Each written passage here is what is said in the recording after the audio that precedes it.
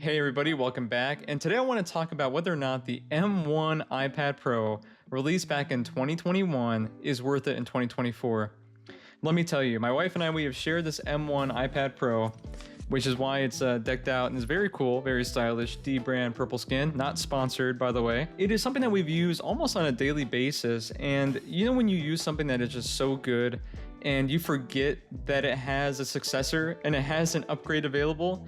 That is the M1 iPad Pro to me. I have no reason to upgrade, and for those of you guys who are looking to save a few bucks, you can pick this guy up for a very good price on eBay right now. Go to eBay, get one of these guys used, and I'm going to convince you why in this video. So let's start out with the first thing I like to talk about, and that is the build quality. The build quality is incredible. Does it feel like it's worth the price I paid for this new? No. But there is no Apple product, to be completely honest with you, that feels like it is worth the price that I paid for it. That's a whole separate video for the future. I have a little bit of a love-hate relationship with Apple. Regardless, it feels very premium in the hand. It's very heavy, and that is actually kind of surprising because this is made out of 100% recycled aluminum. And you would think that because of the aluminum, it'd be a little bit lighter, right? Because like the new iPhones, for example, they're made out of titanium, and they're lighter than the previous stainless steel models. Well, this is a very heavy device, and aluminum is not as premium as a material as titanium is. I kind of wish this was made out of titanium for the price that we pay for it, but I realized it would be heavier, so I sit there and go, maybe aluminum's okay, but yeah, the price hurts a little bit when you buy these guys new, the price hurts. Now, what also adds to the weight, and it's something we're going to talk about, is that Magic Keyboard you see right there. So if I have only the iPad in hand, it's not that heavy, it's actually pretty light, okay? This is totally manageable, nothing wrong with this. You get a little portfolio case, you just want to use the iPad, totally fine. This is a behemoth, okay? This thing is heavy. So when you use this paired with the iPad, it is a very heavy thing to lug around. So you're almost sitting there going like, I'm paying, you know, X amount of dollars anyways, why not just get a laptop? You can find laptops that actually weigh less than the iPad Magic Keyboard paired with the iPad, so that's something to think about as well, right? But in terms of the build quality, it's Apple. Apple, one thing they do right that nobody really can complain about is the build quality. I think out of every other manufacturer out there, Apple probably is going to be your #1 manufacturer. When you buy something from Apple, you know it's going to be built well, and you know it's going to feel premium in the hand. Not worth what you pay for it, in my opinion, but it does feel premium. Let's talk about that display. Okay, so I know this could be a deal breaker for some people who want the absolute best display out there. I will tell you though, this display is incredible. It's a little deceiving because I have a matte screen protector on here currently, right? You can see that almost no glare on the window there. It's a mini LED display, which presents some other issues in terms of the blooming effect and things like that, which you will notice even though when it came out, people are like, oh, you don't notice it. No. Listen guys, okay, Apple, it's so full of gaslighting. It's getting ridiculous these days. There is a blooming effect on this. I will show that in a video clip here. But regardless, the colors are very poppy, the blacks are very black. It looks almost as good as an OLED screen. The M4 iPad though, they call this the tandem OLED panel. And this thing is in an entirely different realm. So if you want the best panel of viewing that you can get in terms of your displaying of content, looking at videos and editing photos and drawing and painting, stop this video right now and just go to the Apple Store and get the brand new iPad. It's a better screen. But if you're looking to save a whole bunch of money, it's not that much better. It is not worth that difference in price. With the M4 iPad Pros, you have an option, and this is what blows my mind. You have an option, but it's only available on the 1TB and 2TB models. If you buy these two models, first of all, you must be filthy rich, and I would like to work where you're working. Please, here's my resume. I'll link it down in the description below. Just kidding. Or maybe not. $2,000 for the 1TB or $2,400 for a 2TB. Why are you getting an iPad? Okay.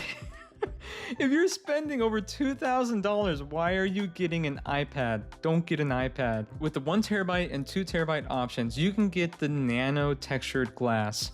Now, don't get me wrong, this thing looks incredible, and it is a superior panel and screen, okay? Without a doubt, I can't deny that. The PPI is actually the exact same thing, but if you notice that the M1 iPad, they call it the 12.9 inch, And the new M4 iPad, they call it the 13-inch, and that's because the bezels are going to be a little bit smaller. So you get 13 inches instead of 12.9 inches. Is it that noticeable? No, and it's definitely not worth the price you're going to pay to get the M4 iPad Pro. What's interesting though is that even though the M4 is going to have a higher brightness overall, when you're watching HDR content, they're both the exact same. So you're going to get 1,000 nits on this guy with a peak nit of 1,600 nits for the M4 as well as the M1. So again, is it worth it? I don't think so. Just get the M1. Now let's talk cameras, because I know all you guys are going to your concerts and you're going like this, right, and filming the videos. I always find that hilarious. I think I might just do it for a joke at the next concert we go to. But anyways, the cameras on this, even though it is kind of goofy that you don't need the best of the best here, it is useful for scanning things like documents and doing those kinds of things.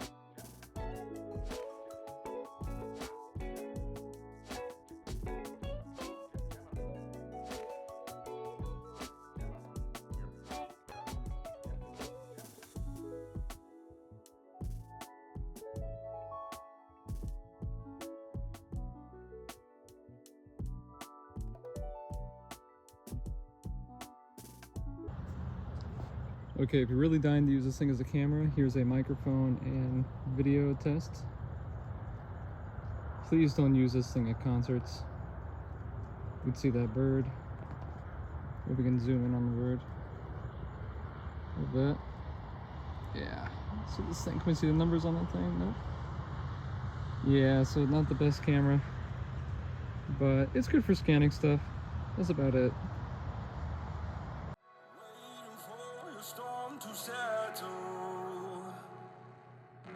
As I look toward the sea,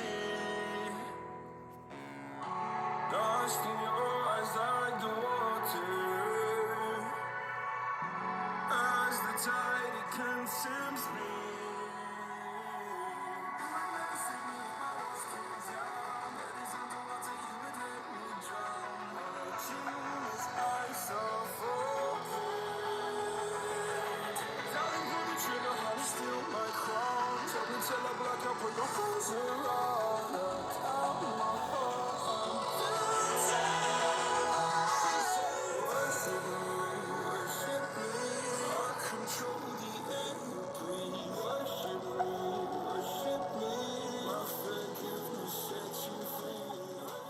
But one thing I noticed that is very important when we're talking differences between the M4 and the M1 is, you see where the camera is right there? The camera on the M1 is based on you using it in a vertical position. Okay, I always hated that. When that first came out, I remember a lot of reviewers come out and saying, why would you put it here? When you slap it on the Magic Keyboard, it sits like this. Why would you put the camera here? It makes no sense. When you're doing like a FaceTime call, you're looking at the screen, but like it's got this weird angle, so you come off looking really weird. It's like you're looking to the right of the screen. It's not a good look. And so the new M4 iPad, they correctly put the camera right here. So I thought that was a very good change. I don't think it's a deal breaker, but if you're somebody who uses FaceTime like all the time, and for whatever reason you use FaceTime and this is your main primary device, which for most people is just an accessory to their laptop, their desktop. If that's not you and this is your primary device, get the M4. It's probably going to be worth it. I do think that putting the camera here was a really bad idea. Much better right there in the middle. That's where it should be. So let's get to the next section, and that has to do with the battery. So the good thing is that the battery is pretty much the same. They're both advertised to get up to 10 hours of battery life, and I find myself getting a lot more on this. We don't use this for very intense tasks. So I have my MacBook Pro right here in front of me. I have a PC desktop to my left here. And for this guy, we watched La Copa America with the iPad. We watched the Euros and everything, right? So we watch like TV and things like that on the iPad. We might draw on the iPad. But when it comes to like processing video, editing video for the YouTube channel, no, I'm not doing it on the iPad. I'm doing those intense tasks on the MacBook Pro or on my desktop PC. This really is for us a media consumer. And when we're consuming media, this battery lasts a very long time. We easily get to 10 hours battery life. And we bought this brand new in 2021. And fun fact for you, the M1 actually has a physically larger battery, But the M4 chip is probably a little bit more efficient, and that's how they can push out the same amount of battery life. So battery life is your deal breaker. Either one is going to work, so why don't you just save some money, get the M1. Now let's talk about performance. Okay, some people might hate the way I do this, but let's be honest, okay? I'm just an average consumer. No sir, I'm not trying to take your channel name. Love your channel, by the way. Is the M4 quicker? Yes. Is it more efficient? Of course. Does it have more cores? Yes. Can I do more things with it? I mean, technically, yes. Have you guys seen the software on this thing though? That is a huge gripe of mine. This is iPad OS. This is not the same software that I have on my MacBook Pro. So if you're looking at performance and you want something that, you know, you can edit 4K video at and you gotta do this and that, you're looking at the wrong device, man. Drop the iPad. If you have an iPad and that's what you're trying to do with it, sell the iPad. If you like Apple, get a MacBook Pro. If you don't like Apple, get a desktop. Don't use this for anything that's just super crazy. At the end of the day, this is going to give you exactly what you need to do to play your mobile games that you want to play. You're not playing Elden Ring with this thing, right? Unless you're streaming it. You're not playing it locally here on the iPad Pro because that's not what it's used for. So if you just want it as an iPad to use it for iPad things, the M1 and the M4, there is not going to be a difference. Just get an M1. Now there is one difference I wanted to point out because as somebody, I enjoy gaming in my free time. And even though I don't get to game a whole lot, I do use things like Xbox Game Pass. And one thing that's very important, actually crucial, is your internet connection and how fast your internet is, right? You can have incredibly fast internet. Like let's say you have Wi-Fi 6E, but if your iPad only supports Wi-Fi 6, you're not getting all the benefits of your very fast internet. That is a difference. The M1 supports up to Wi-Fi 6, the M4 supports up to Wi-Fi 6E. Is there a huge difference between those two? Not really. There is a difference, don't get me wrong, but would you notice it? Probably not. And let's be real, guys. If you're gonna play games and everything, mobile game on this guy, mobile game in big mode on this guy. If you want to play like real games, go get a PS5, go get a gaming computer. Don't play real games on the iPad. That's just my personal opinion. Now let's talk about the Apple Pencil. Now the M1 has this Apple Pencil, which was a huge improvement from the older Apple Pencil, which had a more rounder style to it. This is much more ergonomic. It feels like an actual pen or pencil in your hand. I'm a very big fan of this pencil. Now the M4 has the new Apple Pencil Pro, which has the same design as this guy, but it gives you additional features. For example, the M1, you got this little double tap and you can add functionality such as moving to your eraser and things like that. You get the tilt and the pressure sensitivity, and if you hover just above the screen, you get different actions and things like that. So you get a lot with the M1 Apple Pencil. But with the M4 Apple Pencil Pro, you get things such as haptic feedback. So you get the double tap, but now you can actually feel it when you double tap. You also have a feature where you can squeeze it and you get a haptic feedback. And that opens up an array of tools that you can use with your Apple Pencil Pro. And also there's this thing called the barrel roll feature. No Star Fox fans, that's not the barrel roll I'm talking about. And I've got a video here to explain it. I'm not an artist, so I can't see how this is incredibly useful to me. If you're an artist, this might be a deal breaker. For me, I could care less. But those are really the features that make this worse than the new Apple Pencil Pro. Are you giving up a lot? No. This is almost the same thing as the new Apple Pencil Pro, but you just get a couple of additional features. It's not worth buying a brand new iPad for.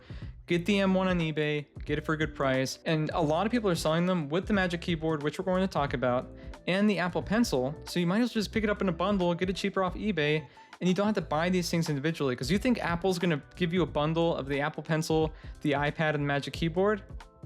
No. Again, what does Apple care about? The environment, right? Green, money, money, money, money. That's the green they care about. Now, let's talk about this guy. And this is the Magic Keyboard for the M1 iPad Pro. You see how nasty that thing looks? Oops, almost dropped it. Look at that material. The material is not that premium. Does it feel like it's worth what you paid for it? Definitely not. The hinge is great. Okay, they got a very nice hinge. I was surprised at how good the hinge held up over the years. But the material, like where you would rest your wrists and stuff, your palm, It's gross, man. It gets all greasy and fingerprinty. It feels cheap. Like back when Dell made their crap, like it just feels really bad. The trackpad feels all plasticky. It's click. It's not force sensitive, and it feels very cheap. It's not that big either. But the one good thing about this is the keys. The keys on this are amazing. I would say this is one of my top keyboards. And to be honest with you, I'm kind of a keyboard fiend, if you will. I make custom keyboards. I might be doing more videos. This is like, I think this is a Mode 65. Great keyboard, by the way. But I'm very picky when it comes to my keyboards. And this is one of my all-time favorite keyboards, and look how crappy it looks. That's how good the keyboard is on this. It's a very, very nice keyboard.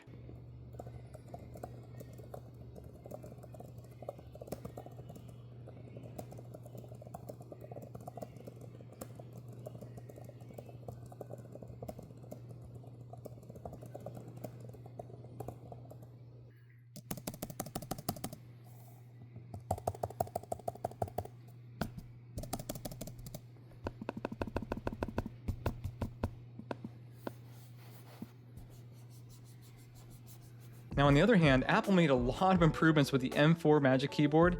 It is pretty nice. Okay, you got a much better build, much better trackpad. It looks like the keys are pretty much the same, but the build quality looks so much better than the older Magic Keyboard. So I do think that this is a significant upgrade. If the Magic Keyboard is something that is a deal breaker for you, the newer Magic Keyboard is obviously not compatible with the M1 iPad Pro.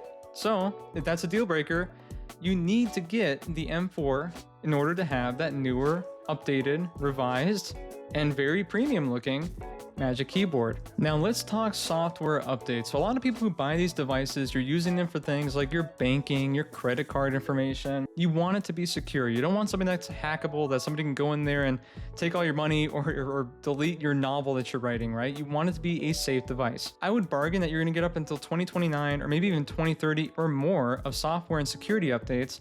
So if you pick this guy up used on eBay, it's going to be secure, it's going to be safe for many years to come. So that's the video. Are you thinking about picking up a brand new iPad Pro M4? Get an M1 iPad Pro. You will not regret it. It's going to be supported for many years to come with software updates. It has an incredible screen, build quality. The Magic Keyboard does just fine. It's not perfect, but it does just fine. The new Apple Pencil compared to the first generation is way better, and you lose out on some functionality with the Apple Pencil Pro. But really, this thing does 90% of it. It's not worth the upgrade. So in my opinion, pick up an M1 iPad Pro off of eBay, save a ton of money, get it bundled with an Apple Pencil, a Magic Keyboard, and everything else. And you're gonna be saving way more money than you would just going to the Apple Store and getting an M4 iPad Pro. Save your money, be smart, because Apple is not gonna be there to help you save money. And I don't know what my puppy is doing there in the background, but if you like what he's doing, subscribe for more, give this video a like, and comment your comments down below, and I will see all of you next time. And if I get enough likes down below, maybe I'll do a review of this guy. Hey Cusco, you want to get reviewed? Maybe a little bit? Or you just want to eat?